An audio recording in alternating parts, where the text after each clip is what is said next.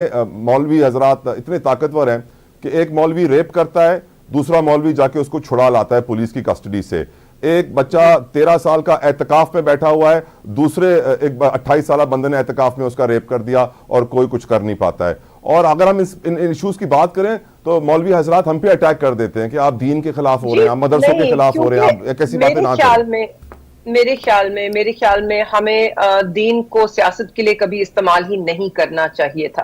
पाकिस्तान एक हमेशा से मुस्लिम मुल्क रहा है, मगर इसमें कहीं ज्यादा बर्दाश्त हुआ करता था। आज हम फिरका वारियत में बट गए हैं, हम दीन का सियासत के लिए इस्तेमाल करते हैं। और ये जो आपने सारी निशानदेही की इन केसेस की, देखिए और इसमें क्या होता है। अब एक खतीब या एक मौलवी या कोई मस्जिद में अगर किसी बच्चे के साथ ज्यादती करता है तो उन्हें माफ कर दिया जाता है, क्योंकि वो कहते हैं जी हम पे शैतान हावी हो गया था।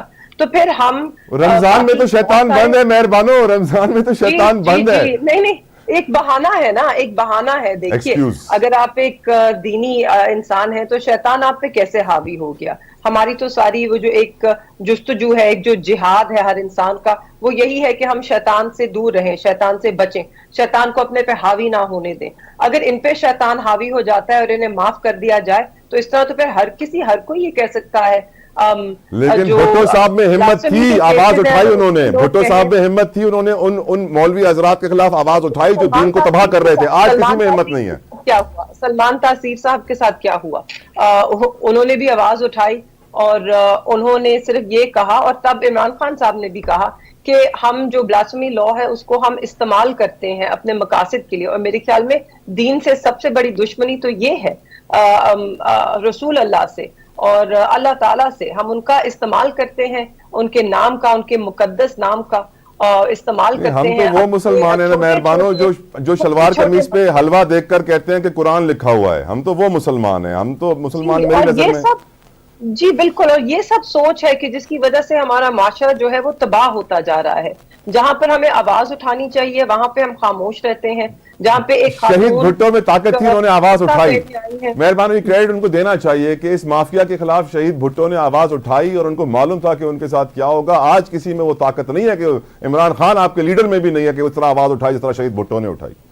नहीं जी, खान साहब ने हमेशा आवाज उठाई। और मगर देखिए क्यों नहीं है, लोगों में ताकत क्यों नहीं है? क्योंकि हमने कुछ ऐसे हलकों को ताकत दी है कि अब वो हम पर हावी हो गए हैं। हमने देखा कि किस तरह जुल्फिकार अली भुट्टो साहब को अदालत के जरिए कत्ल कर दिया गया। हमने देखा कि सलमान तासीर साहब को किस तरह उनका खून किया गया, और फिर उसके बाद जिन्होंने कत्ल किया उन्हें हमने एक बड़ा ऊंचा दर्जा दे दिया। और हम जो है ना, असल में बदकिस्मती से इस मुल्क में गुफ्तगू नहीं होती है। क्योंकि हम सब गुफ्तगू करने से, डिबेट मुबाहिसा करने से डरते हैं।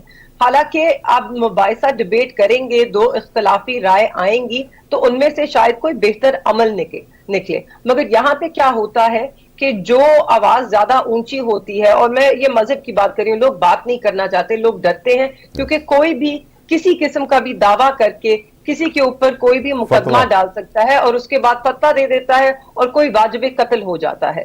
तो ये एक हमारे माशरे में कमजोरी है। और आप देखिए ये और किसी मुस्लिम मुल्क, किसी भी मुस्लिम ममालिक में पाई नहीं जाती है। वहां पे ये मसला नहीं है। और ये इसका बुनियादी मसला क्या है? इट कम्स डाउन टू कि आपके जो अदल का निजाम है ना वो कमजोर है। So we come back to that, वो एक नुक्ता कि जब तक एक माशरे में, एक मुल्क में अदल का निजाम नहीं होगा, इंसाफ नहीं होगा, अदालतें आजाद नहीं होंगी और मजबूत नहीं होंगी, ये मसले मसाइल उजागर होते रहेंगे और इनका कोई हल नहीं निकलेगा। इसलिए बहुत जरूरी है कि आज आप इसको सियासत से जरा बालातर होके देखिए।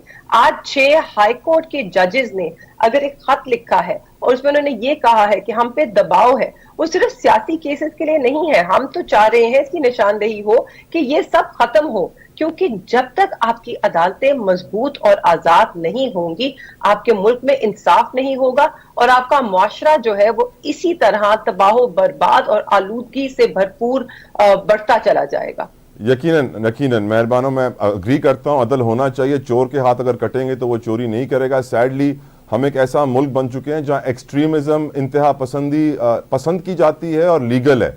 यहाँ तक कि मैं आपको एग्जांपल दे देता हूँ कि हम रिलीजन की बात कर रहे थे, तो ईरान में उनके सुप्रीम लीडर ने यह कह दिया कि कोई भी हमारे खुलफाए राशिदीन के ऊपर तबर्रा नहीं करेगा। तो जितने भी लोग थे जिनको तबर्रा कर रहा था हमारे खुलफाए राशिदीन को, वो फौरन से पाकिस्तान शिफ्ट हो जाते हैं कि यहाँ पे हम खुल के तबर्रा करेंगे। हमारे यहाँ एक्सट्रीमिज्म अलाउड है, कोई भी शख्स उठ के अपना फिरका बना लेगा, अपनी मजहब की दुकान खोल लेगा, मजहब फरोशी सबसे बड़ा बिजनेस है। सैडली पाकिस्तान में कोई कंट्रोल नहीं है, वजारत मजहबी उमूर सिर्फ हज कराने में मसरूफ होती है, बाकी कोई उनको चांद वगैरह देखने में उनका काम है। बाकी पाकिस्तान वो बदकिस्मत मुल्क है मेहरबानों जहां ऐसा कुरान भी प्रिंट होता है जो बिना कॉपी उसकी चेक हुए पब्लिश होने चला जाता है। दुनिया में कहीं ऐसा नहीं होता। अब ये ऐसा क्यों होता है?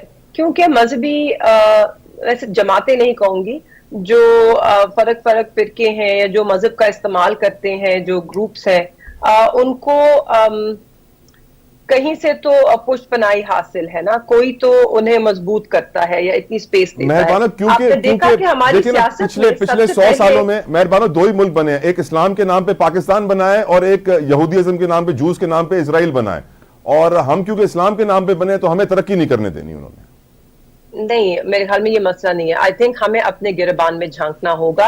अगर बाहर से आपके खिलाफ लाख साजिशें हो, अगर आप अंदर से मजबूत और मुत्तहिद होंगे तो आपको कोई नहीं तोड़ सकता।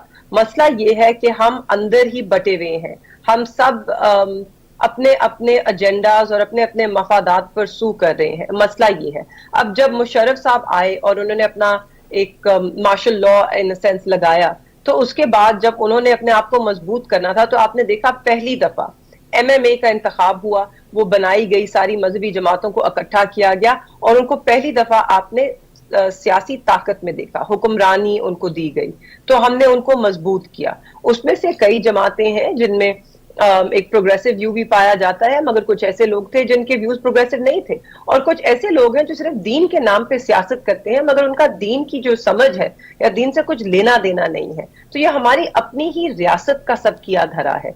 और मैं तो कुछ दिनों से यही कह रही हूँ कि वक्त आ गया है कि हम बैठें और हम देखें कि हम अपने मुल्क के साथ क्या कर रहे हैं। हम अपने निजी मफाद के लिए एक पूरे मुल्क को, 25 करोड़ की आवाम को दाव पे लगाए बैठे हैं। This has got to stop. इस सब को हमें बंद करना होगा। और आपने देखा कि सुप्रीम कोर्ट में कल बहुत सारे मौजूद जज साहिबान थे, उन्होंने भी यही कहा कि अगर इस मुल्क में, हम तो एतराफ करते हैं, अब ये सवाल है ही नहीं कि इस मुल्क में मुदाखलत होती रही है, सवाल ये है कि हमने सबने तस्लीम कर लिया, सुप्रीम कोर्ट के जजेस ने तस्लीम किया, वहां खड़े हर बंदे ने तस्लीम किया कि मुदाखलत होती रही है और आज भी हो रही है। मगर आज हमने फैसला करना है कि हमें इस मुदाखलत को खत्म करना होगा।